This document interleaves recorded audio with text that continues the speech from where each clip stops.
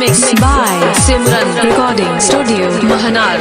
DJ Manish, Varishnagar, Samastipur. DJ Manish, Varishnagar, Samastipur. भौजी के बहिन देखो आइल बारे भाई आइल बारे साली।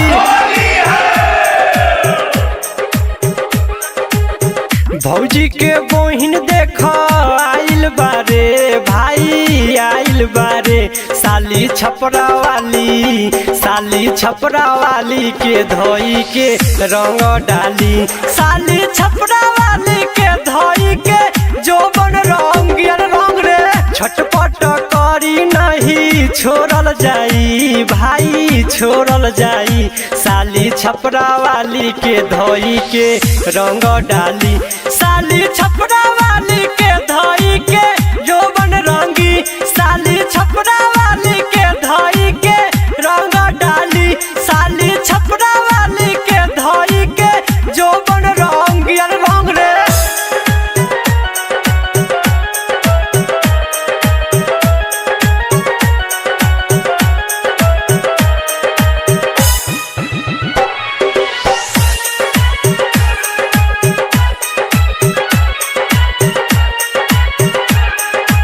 साल भर पराइल बारू होलिया में साली छोटे छोटे कपड़ा में लागेलू बाली। छोटे छोटे कपड़ा में लागेलू ए साली साल भर पराइल बारू होलिया में साली छोटे छोटे कपड़ा में लागेलू बाली। जो बन कमर छोरी ढोरी रंगी भाई ढोरी रंगी। त साली छपरा वाली के धोई के रंग डाली।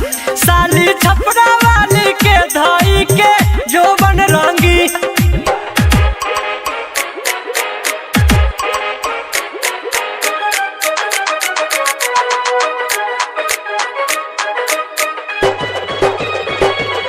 DJ Manish, Varishnagar, Samastipur.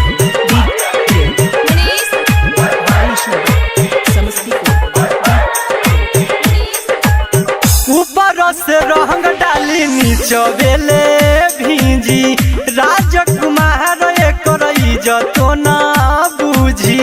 राजकुमार एकर इज्जतो ना ए भाई ऊपर से रंग डाली नीचे बेले भींजी। राजकुमार एकर इज्जतो ना बूझी। पप्पू बेदर्दी राजे धानी आई मिथुन भाई आई। त साली छपरा वाली के धोई के रंग डाली। साली छपरा वाली के धोई के जोबन रंगी। त साली छपरा वाली के धोई के रंग डाली।